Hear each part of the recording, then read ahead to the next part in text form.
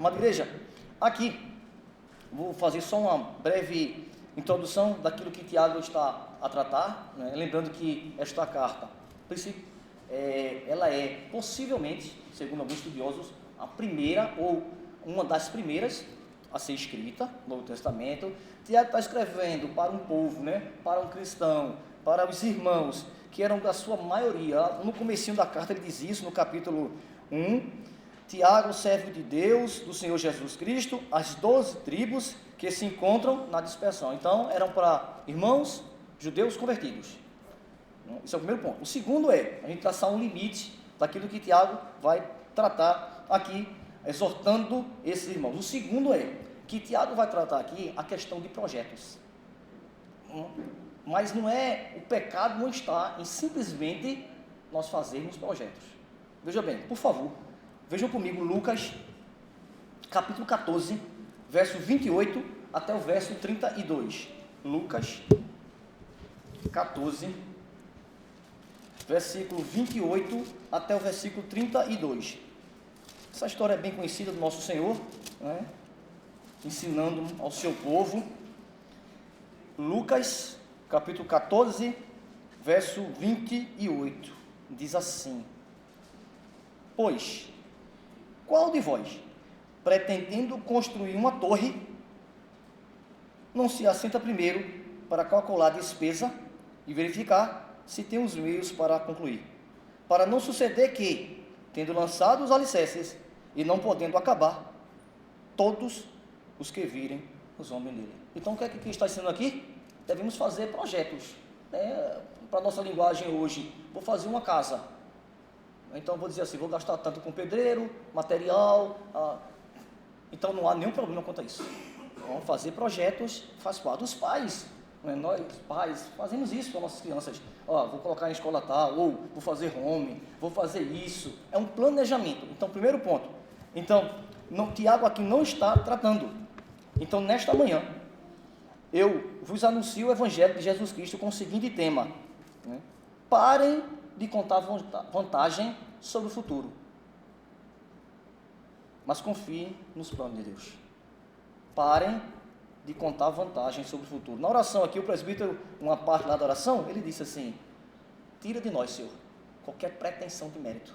É isso que Tiago vai tratar aqui. O primeiro ponto é, os leitores de Tiago estavam fazendo planos sem levar Deus em conta. Diz lá: atendei agora, vós que dizeis, hoje ou amanhã iremos para a cidade tal, lá passaremos o ano e negociaremos e teremos lucros. Veja, os judeus aqui, ainda hoje, eles são conhecidos por ter facilidade em negociar. Então, certamente, aqui, eles estavam fazendo isso, planos para sair de um local e para outro local, para lá fazer os seus desenvolvimentos das suas vendas. Vejam aqui o problema. Eles estão dizendo assim, amanhã, então ele estava confiante quanto ao dia, segunda-feira, eu irei para Surubim, certo? Ele vai dizer lá, para a cidade tal, Surubim, eu vou lá vender roupas, passarei lá um ano e teremos lucros. Então veja que é uma soma de coisas que eles estavam colocando, fazendo seus projetos. Nós iremos tal dia, o tempo que há de passar nesse local, e vai negociar e vai ter lucro. Então eles estavam confiantes demais nas suas habilidades. Irmãos, às vezes nós cristãos caímos nisso. Às vezes nós somos bons em matemática, somos bons nas humanas, e dizemos assim, não, vou fazer Enem, minha área vai ser médica, minha área vai ser talvez informática. Por quê? Porque eu tenho habilidades para isso. Esse talvez seja um sintoma de um pecado que Tiago vai tratar aqui. Tudo que temos, tudo que somos, Tiago vai dizer, depende exclusivamente do nosso Deus. Meu pai, ele fazia viagens para Fortaleza e Caruaru. Ele organizava, fazia viagens, né, para comprar roupas, vender, voltar com os ônibus. Ele colocava 2, 3 ônibus, dependesse do tempo. Fui para Fortaleza uma vez e ele disse para mim, Wendel, estava contando dinheiro, meu pai não usava carteira, ele usava umas jaquetas assim, colocava o dinheiro, né, nos recebendo do povo. Aí ele disse que ele pegou o ônibus na volta e em Maceió, no mesmo local onde tinha morrido um ano antes um cantor de uma banda de forró chamada Cavaleiro do Forró, no mesmo local. E ele disse assim para o motorista: motorista, vai devagar, que aqui é perigoso. E o motorista disse: eu tenho 5 anos de estrada, deixa comigo. E correu mais. Meu pai disse que fechou a porta, não se lembra mais de nada. Resultado, 3 pessoas morreram. Meu pai passou 30 dias em estado de coma. Teve 3 paradas cardiorrespiratórias. Por que isso? Porque a nossa vida, ela é breve demais. Tiago vai tratar já já. A nossa vida, e meu pai, ele fazia planos sem levar Deus em conta. E esse é o perigo que talvez alguns crentes, até nós mesmos, possamos correr. Vejam lá. Hoje ou amanhã, iremos para a cidade tal, e lá passaremos o ano e negociaremos. Ao dizer tais palavras, eles davam a impressão de que eram donos da vida, das circunstâncias e do futuro. Está tudo dentro do nosso limite. Tudo. E essa talvez seja, irmãos, coisas que nós praticamos. Veja, eu vou sempre colocar a palavra de Deus e aplicações para nossas vidas.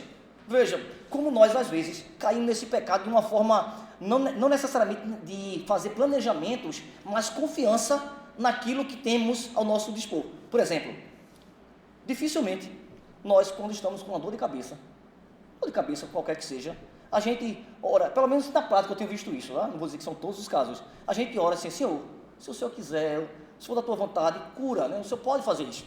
Não, a gente acha que o remédio, a tecnologia, a ciência está ao nosso dispor. Para que eu vou orar a Deus? Eu vou lá, pego um analgésico, tomo. Não passou, tomo mais forte. Não passou, toma outro mais forte. Ah, peraí, agora eu tenho que chamar Deus. Deus fica como se fosse secundário.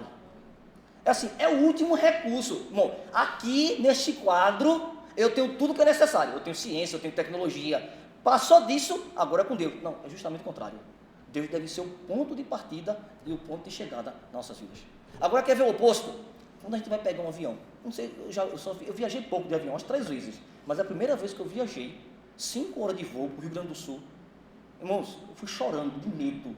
2 pastores estavam lá assim: está chorando. Esse rapaz, se esse negócio cai, eu nunca saio do chão. Nem roda gigante eu vou, que tenho medo de altura, eu nunca saio do chão. E fiquei lá. Assim, só saí uma vez quando o avião estava quase descendo para ir ao banheiro. Aí aquilo me tocou, disse: por que eu estou orando para que Deus leve em paz? É porque eu tenho certeza que se acontecer qualquer desastre aqui, esse avião cair, acabou. Então, para grandes coisas, a gente chama Deus.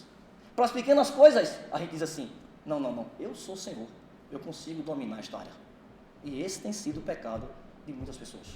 Deus deve ser o ponto de partida. Veja, como eu falei, fazer planejamentos não é pecado, mas quando a gente tira Deus da jogada. Fazer grandes empreendimentos, irmãos, tirando Deus do centro, me parece que isso é muito antigo. Por favor, vamos lá para Gênesis, no capítulo 11. Veja o que acontece lá. Um grande empreendimento, né? Talvez um dos grandes da antiguidade, a Torre de Babel, vocês sabem disso. E no verso 4 do capítulo 11, esses homens estão fazendo projetos, estão desenvolvendo os seus grandes projetos arquitetônicos. Ele vai dizer assim, 11:4 de Gênesis, disseram: vinde. Veja, planejamento. Edifiquemos para nós uma cidade, uma torre, cujo topo chegue até os céus. Mas qual era o objetivo disso? Fazer o nome dele célebre, conhecido, famoso. E a coisa se torna tão ridícula que Deus, né, uma figura de linguagem que diz assim: então desceu o Senhor. É como se fosse assim: vocês estão querendo fazer algo tão grande, planejando algo tão grandioso, mas é tão pequeno que eu tenho que descer para ver a coisa pequena que vocês estão fazendo. Mas veja, qual é o pecado deles? A arrogância, né? Além do pecado que Deus mandou espalhar, eles estão juntando do pecado de fazer planejamentos sem colocar Deus em conta. Ao contrário, veja, quando Deus exalta uma pessoa, lá na frente mais, o autor vai fazer um contraste no capítulo 11, Moisés, né, Gênesis capítulo 12, verso 1 e 2. No capítulo 11, os homens querem fazer projetos tirando Deus. Deus vai lá e humilha, quebra as suas pretensões humanas. Mas no capítulo 12, é Deus que lança o projeto. Veja, ora, disse o Senhor a Abrão: sai da tua terra, É Deus que está dizendo. O planejamento está vindo de Deus. Da tua parentela, da casa do teu pai, e vai para a terra que mostrarei, e de ti farei uma grande nação. A melhor coisa, irmãos, é quando estamos debaixo da vontade de Deus. Porque Deus há de nos exaltar. Quando eu digo exaltar, irmão, não é que nós seremos grandes personalidades, mas seremos crentes reconhecidos por onde nós fomos. Para mim, esse é o maior reconhecimento que devemos ter. É dizer assim, ali vai um crente, ali vai uma pessoa que teme ao Senhor. Mas veja também, em Isaías, o povo de Deus também cometia esse pecado. Isaías também retrata isso, que o povo cometia esse pecado de fazer projetos sem levar Deus em consideração. Isaías capítulo 56, verso 12. Isaías capítulo 56, verso 12. O autor, o profeta Isaías, diz assim: vejam a arrogante pretensão também do povo. Vinde, Isaías 56, 12. Vinde, dizem eles, trarei vinho e nos encharcaremos de bebida forte. O dia de amanhã será como este e ainda maior e mais famoso. Arrogância. Eu estava dizendo assim, não precisa não, venha, nós vamos encher a cara, encharcar de vinho, numa linguagem popular, mas amanhã faremos a mesma coisa e vai ser maior do que estão fazendo hoje. Arrogante pretensão, dizendo assim, eu domino o dia de amanhã. E o dia de amanhã, Jesus disse, não nos pertence. Fazendo isso, eles estavam desobedecendo os ensinamentos do Antigo Testamento, lá em Tiago, certo? Que ensinava a soberania de Deus em todos os aspectos da vida. Deus deve ser Senhor, irmãos. É uma falha do evangelicalismo brasileiro, a grosso modo, e talvez de alguns irmãos, até mesmo da nossa tradição reformada, achar que Deus, Ele é só soberano nas grandes áreas da nossa vida. Eu estava falando há pouco com um presbítero também sobre isso, né? Parece que tem duas áreas que na nossa conversa, parece que a gente tem uma licença para dizer assim, não, aqui deixa que eu resolvo. É política e futebol. O que eu vejo de pessoas discutindo, falando de política e futebol, da mesma forma que um ímpio discute, é impressionante. É dizendo assim, não, aqui é diferente, aqui eu sei as regras, aqui eu sei o jogo, para que Deus? Isto é arrogância. Em todas as áreas da vida, nós devemos colocar Deus sempre em primeiro lugar. Provérbios 27, 1 diz, não te glories no dia de amanhã, porque não sabes o que trará a luz. Ninguém nos garante, a não ser Deus, irmãos, que estaremos aqui agora e chegaremos à nossa residência. Ninguém, só Deus. Um acidente, um infarto e tantos outros problemas que podem nos acometer. Só Deus. Então isto é arrogante. Então a palavra secularismo aparece cada vez mais nos meios cristãos, como se tivesse direito e um lugar no cristianismo. A expressão secularismo se refere a uma visão de mundo e de vida que ignora Deus e faz pouco uso de sua palavra. O secularismo é uma filosofia que penetra em todas as áreas da vida, que exalta o homem e rejeita a Deus. Por exemplo, há discussões hoje, vocês acompanham isso, que eu sei né? Sobre aborto. Aí muitas pessoas vão dizer assim, não, eu não vou usar a Bíblia não, eu vou usar a ciência. Opa, nosso ponto de partida deve ser a vontade de Deus revelada na palavra, nas Escrituras. Então como é que eu vou abrir mão? Veja, eu sempre digo assim, o incrédulo, ele não abre mão de uma unha daquilo que ele crê.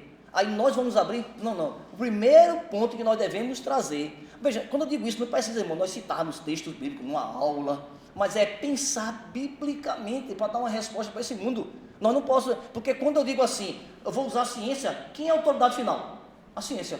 É como alguém que diz assim, a arqueologia provou que a Bíblia é a palavra de Deus. Não. A Bíblia é a palavra de Deus. E isso pode ser provado pelos fatos no mundo, mas não são os fatos no mundo que provam que a palavra de Deus é a palavra de Deus. Ainda que nunca tivesse sido descoberto, sei lá, o templo, qualquer artefato que diga assim, Davi viveu nessa época. Recentemente descobriram, provando, Davi viveu nessa época. Suponhamos que nunca existiu, nunca foi provado, nunca foi achado. Eu vou crer ou não? Nós temos que crer, porque a Bíblia é a palavra de Deus, não é arqueologia, não é a ciência que diz assim, a ciência agora já provou isso, a Bíblia é a palavra de Deus. Não, ela deve ser sempre nosso ponto de partida. Então o secularismo faz isso. Ele divide, vai dizer assim, não, aqui é evangelho, é casa, oração e na igreja. Veja os debates que estão acontecendo aí agora, sobre se pode fazer ou não, né, o culto no intervalo bíblico. O que é isso? Secularismo. É dizer assim, não, aqui não pode. Se você quer ser crente, é na sua casa ou na igreja. Esse é o evangelho. Passou disso, você deve, em outra linguagem é isso, você deve viver como um incrédulo. Em todas as áreas da nossa vida. Veja, logicamente, nós devemos respeitar todos. Logicamente que sala de aula não é lugar, não é no momento da aula, não é isso que está falando. E também não é isso o caso lá. Tá bom? Estou dizendo que nós devemos ser crentes em sala de aula. Em todas as áreas da nossa vida. Tiago não proíbe os cristãos, de forma geral, de planejar o futuro ou se preocupar com ele. Fazer seguro de vida, economizar para a aposentadoria, por exemplo, não são condenados por Tiago. Essas coisas podem muito bem ser de uma forma de administração sábia que Deus dá para o seu povo. O que Tiago repreende é qualquer tipo de planejamento para o futuro, nascido da arrogância humana em nossa capacidade ou suposta capacidade de determinar o curso dos eventos futuros. Então, primeiro ponto é, pare de contar vantagem, ou se Deus quiser. E nós ouvimos o primeiro ensinamento, que foi, os leitores de Tiago estavam fazendo planos sem levar Deus em conta. O segundo ensinamento é a inutilidade desses planos, pois não controlamos nossa vida. Veja lá, o verso seguinte, o verso 14, diz lá, está entre, perdão, eu estou no outro texto seguinte, 14, ou não sabeis, vós não sabeis o que sucederá amanhã, o que é a vossa vida, sois apenas como neblina. Neblina é aquilo que é passageiro, basta o sol chegar e ela se dissipa. Por isso que ele vai dizer assim, o que aparece é a nossa vida, aparece e por um instante se dissipa. Você pode ver 100 anos, 90, mas é passageiro. É uma neblina comparado à eternidade. Eu sempre brinco, quando estou dando aula, que eu digo assim, vocês sabem qual é o primeiro documento que nós recebemos, tiramos da nossa vida? O pessoal geralmente diz CPF, identidade, os alunos, né? A criançada, eu digo não, é um atestado de óbito. E como é que é, tio? Eu digo é o seguinte, você não nasceu? Se nasceu, vai ter que morrer, se Jesus não voltar. Então falta só alguém chegar lá e dizer assim, fulano de tal, morreu, e botar a data. Essa é a certeza que temos nesta vida. Tirando as certezas das convicções evangélicas, né? Dos evangélicos, que é a volta de Cristo, estar com Cristo, morrermos e estarmos em Cristo. Estou falando nesse tipo de planejamento que fazemos. Então, é o único documento certo que nós temos, é o atestado de óbito. Porque a vida, como eu falei, lá do meu pai, ela é inútil. Inútil no sentido de passageiro, vão, aquilo que é muito rápido. No verso 14, Tiago esvazia a pretensa, arrogante confiança daqueles negociantes judeus que faziam dos seus planos, os lembrando de dois fatos simples e básicos da vida. O primeiro, nós somos ignorantes quanto ao futuro. Amanhã é segunda-feira, é o máximo que eu sei. Quem me garante que vai acontecer amanhã? Quem me garante que eu estarei vivo? Quem me garante se eu vou sair daqui e vou chegar em casa? O futuro não nos pertence. E como Tiago diz aqui, ó, vós não sabeis. O verbo saber aqui, certo? Era a ideia de assim, você ter domínio. É como se fosse você ter domínio da matemática, que 2 mais 2 é 4. Tiago diz, vocês não sabem isso não, vocês não têm domínio quanto ao futuro. E o segundo é a fragilidade da vida humana. O que é a vossa vida? O que é a minha vida? Novamente, pego o exemplo do meu pai. 30 dias de estado de coma. Deus poupa a sua vida. Ele não era crente, né? Deus poupou a vida física e a vida espiritual. Não era cristão. Depois ouviu a pregação do Evangelho e entregou a vida a Cristo. 2 anos depois, estava em casa, já tinha, depois disso, nesse intervalo de 2 anos, amputou a perna esquerda, e no segundo ano, depois do acidente, estava em casa, sentiu uma dor. Que dor foi essa? Eu estava fazendo prova, minha irmã liga, papai foi socorrido. Aí eu disse, tá bom, está indo para onde? Para o hospital. Aí eu desliguei o telefone, desci, eu estava no primeiro andar da faculdade, quando eu desci, minha irmã liga, Wendel, não precisa ir mais não. Eu disse, por quê? Jesus guardou o papai. Do Uber mesmo, já chegou morto no hospital. Veja, a fragilidade da vida humana. Nossa vida é um sopro.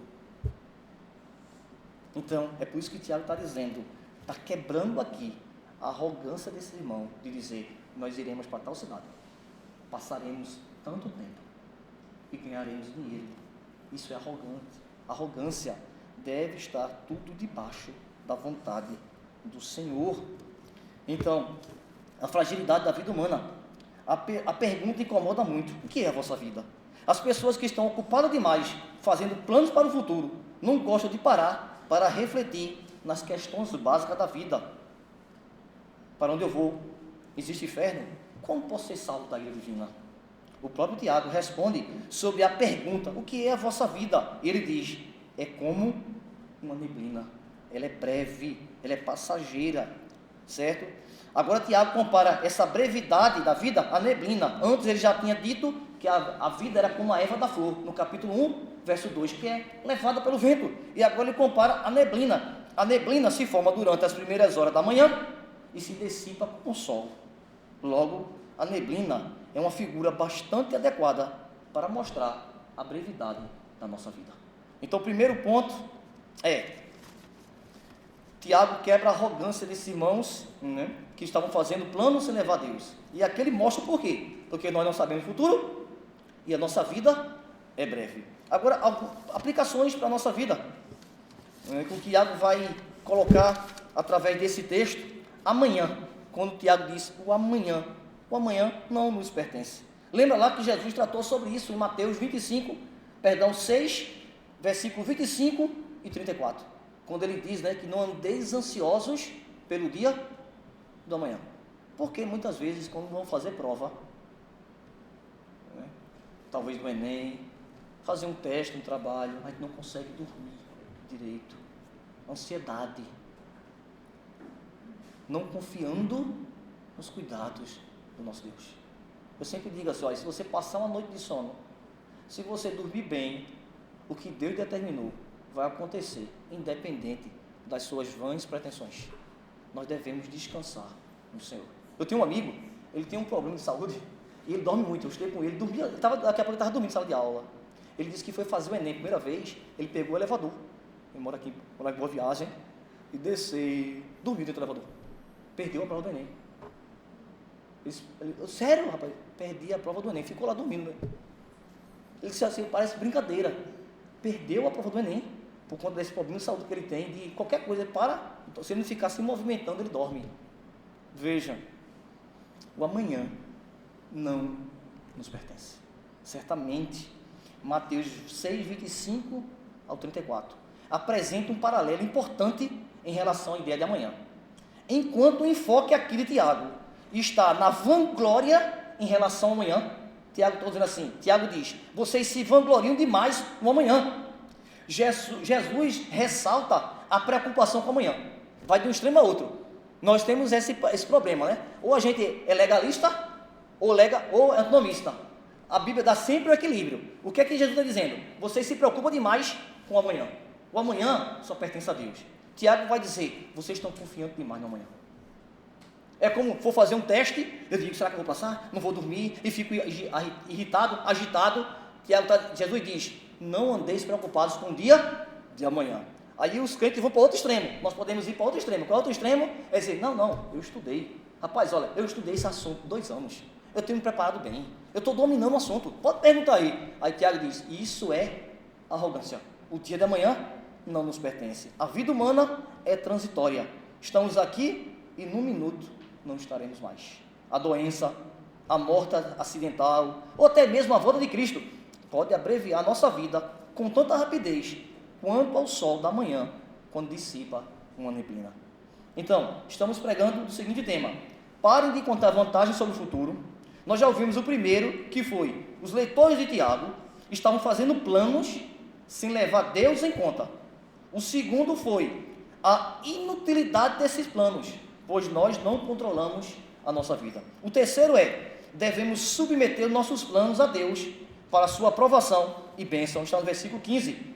Em vez disso, deveis dizer, se o Senhor quiser, não só viveremos, falando sobre a vida, como também faremos isto ou aquilo, planejamento. Agora vejamos, esse aqui, o Senhor quiser, não é um mantra, não é uma palavra que vai trazer poder, mágica. Veja, às vezes, no dia a dia, a gente diz assim, principalmente nós, nordestinos, né? Devido a nosso histórico bem católico no Nordeste, às vezes aqui ocular a gente pode dizer como um vício de linguagem. Um vício de linguagem, a gente diz assim, alguém fala alguma coisa e a gente diz assim, vixe Maria, não quero que isso aconteça não. Eu já escuto muito crente dizendo isso, vixe Maria. Será que esse crente é um idólatra? Não, é um histórico familiar, é um histórico de vida. Lógico que a gente deve policiar, mas ninguém vai condenar um irmão simplesmente porque ele disse isso. Então, ele não está dizendo, vixe Maria, eu adoro a. É um vício, uma figura, um vício de linguagem. A mesma coisa aqui. Tiago não está dizendo que a gente deve falar isso simplesmente assim, se o Senhor quiser. Isso tem que vir expressão do nosso coração. Lembrando que o cristianismo não é só atos externos.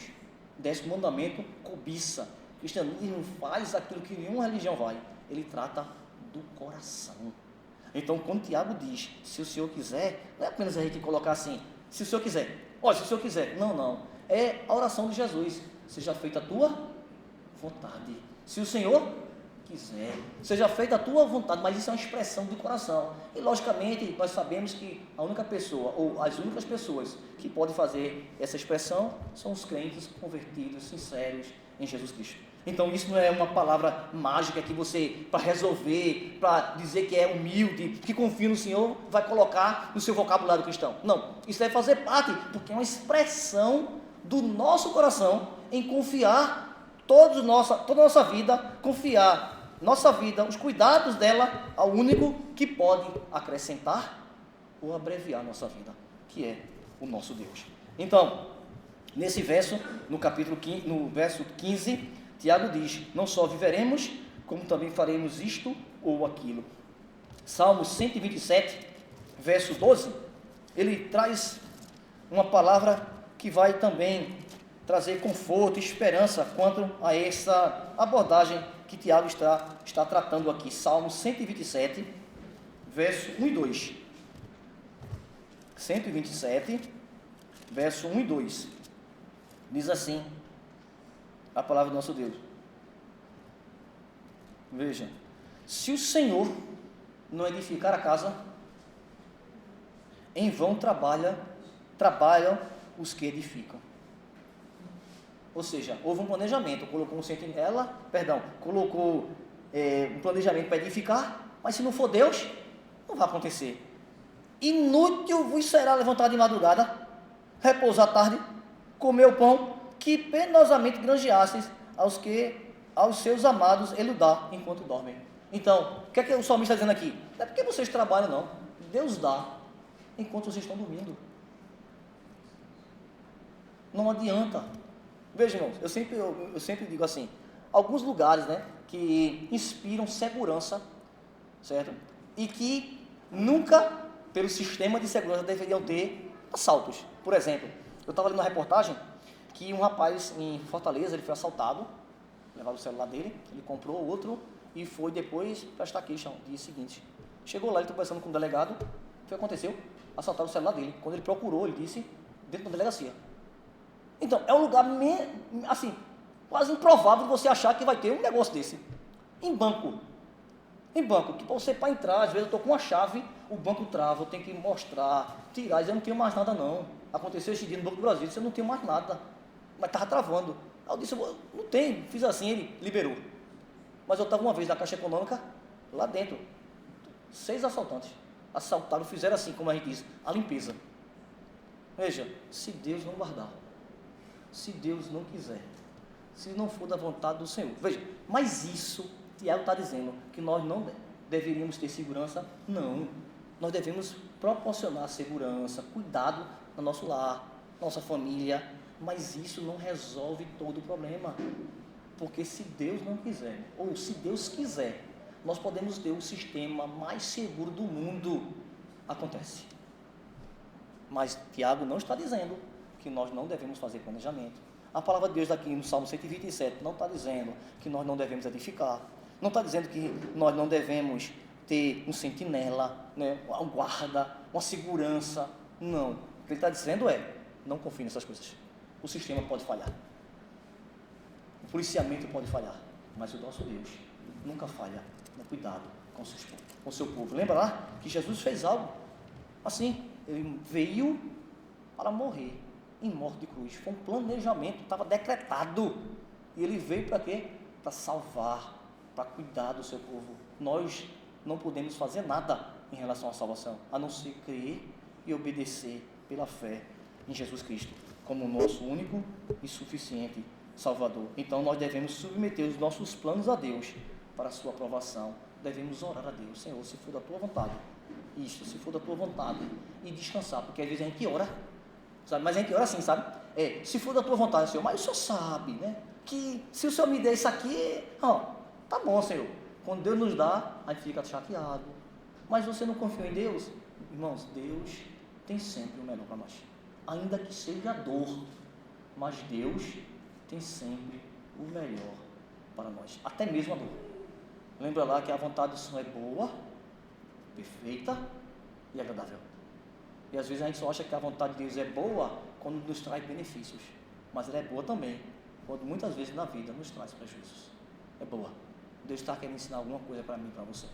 Ele sempre, a palavra de Deus diz que um propósito da provação, das lutas, é nos tornar mais semelhantes a Cristo. É um privilégio quando Deus nos dá lutas, para nos amadurecer, para que a gente avance no desenvolvimento, no progresso da fé cristã. Outra coisa que Tiago, veja, que isso é uma linguagem bíblica, quando essa ideia de se Deus quiser. Paulo diz isso na primeira carta aos Coríntios, no capítulo 4, verso 19, Paulo vai dizer isso: a fim de que, ao visitar-vos pela vontade de Deus. Atos dos Apóstolos, capítulo 18, verso 21, diz lá: mas, despedindo-se, disse: se Deus quiser, voltarei para vós outros.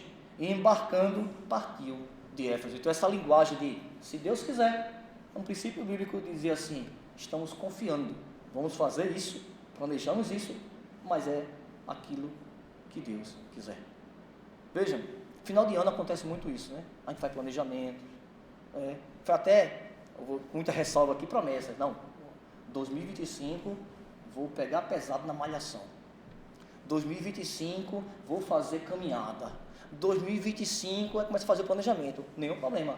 Mas a partir de agora, se você não fez, diga assim: se Deus quiser, Senhor, se for da tua vontade, nós pretendemos fazer isso, mas eu descanso, que eu sei que isso só pode acontecer se o Senhor assim quiser.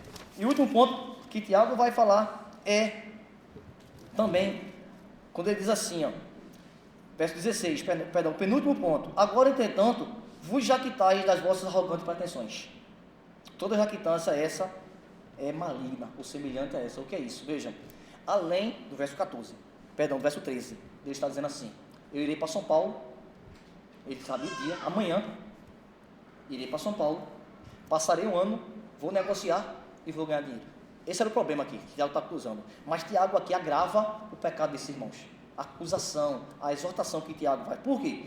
Porque além dele estar dizendo isso, planejando o futuro, sem levar Deus em conta, eles estavam confiando nas suas capacidades. É como se fosse assim: eu digo assim, amanhã eu vou para Caruaru, vou passar um ano lá e vou ganhar 1 milhão. Sabe por que eu estou dizendo isso? Porque eu sou bom vendedor. Todo mundo fala isso. Quando eu chego, eu vendo gelo no frio. Eu vendo nas regiões mais frias que você possa imaginar, eu estou vendendo gelo. Por quê? Porque eu me garanto. Essa é a acusação que Tiago está fazendo aqui. Era jactância, não só planejar, no verso 13, em deixar Deus de fora, como também confiar. É como você diz assim: não, filho, eu estava fazendo uma vez, uma colega estava fazendo uma prova, uma colega, e ela é professora, e ela disse assim: interessante, esses alunos pensam que orar vai resolver o problema, tem que estudar para dominar o assunto. Aí um colega botou assim: é interessante, né, que Agostinho, ele orava antes de fazer seus trabalhos. Os homens piedosos, né, foi aula de filosofia, ele tratou dos filósofos cristãos que oravam, mostrando para ele o seguinte: não é suficiente você achar que domina tal assunto, porque isso é arrogância, e toda arrogância, feito essa, ele vai dizer, é maligno. Maligno aqui não tem a ver necessariamente, irmãos, com atitude relacionada com o diabo, mas qualquer coisa que você coloque, que você não coloque Deus no centro, isso é uma atitude maligna, porque essa é a atitude do diabo. Nunca, ele sempre é ele. Então, quando nós agimos assim, essa atitude é maligna. Nós devemos fazer prova, qualquer coisa, irmãos. Até mesmo varrer uma casa. Até mesmo varrer uma casa. Eu não sei aqui, vocês já pararam para pensar sobre isso, varrer uma casa. Eu tive chikungunya.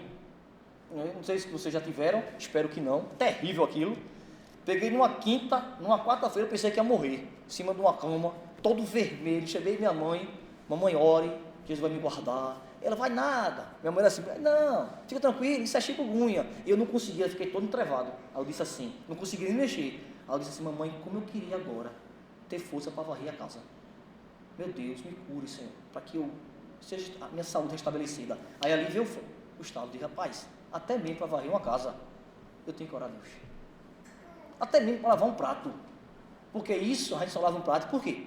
Porque Deus nos dá força, Deus nos dá condições de ter água, Deus nos dá condições de comprar um sabão, tudo, irmão. Veja, os mínimos detalhes da nossa vida, está Deus agindo por trás. E muitas vezes nós esquecemos. Dado a esse mundo tecnológico, esse mundo científico que nós estamos, nós temos essa tendência de excluir Deus nas pequenas coisas. Mas das grandes às pequenas, Deus deve ser sempre o Senhor. E finalmente, a conclusão que Tiago vai dizer. Portanto, aquele que sabe que deve fazer o bem e não faz, isto está pecando. Aqui é chamado pecado da omissão. Nós pecamos ao praticar, pecamos por palavras, pecamos por pensamentos, mas também pecamos quando sabemos o que é o certo para fazer e nós não fazemos. É o que está acontecendo aqui. Eles deveriam saber, esses judeus convertidos, desde o Antigo Testamento, que tudo depende de Deus. Eles sabiam, eles eram instruídos na Torá, mas o que eles estavam fazendo? Negligenciando, pecando contra isso. Então Tiago nos orienta nesta manhã a nós não cairmos nesse pecado, o pecado da omissão. Quando sabemos o que devemos fazer e não fazemos, estamos praticando. Então, as criancinhas que aqui estão, muitas vezes eu estava num evento essa semana, numa formatura, e uma disse assim, eu quero ser pastor. A outra, eu quero ser médico. Legal, isso é bom. Mas sempre, crianças, coloquem Deus, se o Senhor assim quiser. Papai do céu, eu estava com meu neto esses dias, e a gente comprou pizza, e ele pegou a pizza, eu disse, calma, está esquecendo de algo? Aí ele, né? Eu disse, ele, papai do céu, me perdoa, porque eu fui comer rápido. Papai do céu, abençoa meu avô. Eu disse, isso, aprenda, a pizza nós só temos, porque foi Deus que deu as condições. Foi Deus, João, que Deus disse assim, eu estou abençoando teu avô, e teu avô está te abençoando. Sempre pense em Deus, até mesmo nessa atitude de você pegar um pedacinho de pizza. Imagina as outras coisas, o nosso planejamento a longo prazo, daqui a 10, 20, 30 anos com nossos filhos. Certamente nós pais devemos ter esse compromisso, mas devemos ensinar aos nossos filhos, desde a mais tenra idade, que eles dependem do nosso Deus. Então, quando nós não fazemos isso, estamos pecando. Então, o pecado apresentado por Tiago é o pecado da omissão. Os negociantes da igreja cristã, da dispersão, aos quais Tiago escreve, estavam pecando por deixar de fazer aquilo que sabiam fazer, o que era certo. Ou seja, se Deus quiser. Após cada pequena ação realizada em seus planos ou em nossos planos, devemos dizer, se o Senhor quiser, assim faremos. Os teólogos antigos colocavam dever, era um D e um V, é uma palavra em latim, que significa uma del volente, né? Se Deus volente, se Deus quiser. Colocava no finalzinho, era muito comum nos escritos dos puritanos ter isso, para mostrar que eles estavam submissos à vontade do nosso Deus. Finalmente, Tiago alerta para a impossibilidade do homem discernir os acontecimentos futuros que estão abrigados somente na soberana providência de Deus. Isto faz com que os planos efetivados possam ser frustrados. Nossos planos, os resultados nem sempre correspondem àquilo que nós planejamos. Seria errado então planejar? De forma alguma. Certo? Como nós vimos, Cristo ensinou sobre isso, de planejamento. Tiago está ensinando aqui sobre planejamento. É neste mesmo trecho que nos ensina que se tivermos a conscientização de que Deus está acima de todas as nossas intenções e planos, podemos e devemos planejar. Se qualificarmos o nosso planejamento com o reconhecimento da sua soberania, podemos e devemos planejar. Eu tinha conversado com o pastor Vinícius, né? Como eu falei, amigo, e a plantação aqui foi um planejamento, mas debaixo de oração, debaixo de, se Deus quiser, se for da tua vontade. E veja aqui, povo de Deus reunido, uma bênção para adorar o nosso Deus. Então, planejou, orou, confiou e foi da vontade de Deus, e assim Deus o realizou. Mas tudo depende da vontade do nosso Deus. Então, se Deus quiser, então podemos e devemos planejar o que faremos e executaremos. Podemos dizer, faremos isto ou aquilo, se Deus for servido em sua vontade em conservar a nossa vida. Podemos até ter as expectativas dos resultados, como de lá, teremos lucros. Mas os lucros ou qualquer outra coisa, qualquer outro empreendimento humano, só irão ser concretizados se Deus assim quiser. Então, nesta manhã, que Deus aplique essas verdades em nossos corações, que descansemos no Senhor, fazer os nossos planejamentos, mas saber que tudo só vai ser realizado se Deus assim o quiser, segundo a tua boa, perfeita e agradável vontade. Seja feita a tua vontade, assim na terra como no céu. Que Deus aplique essas verdades nos corações e Deus abençoe a todos.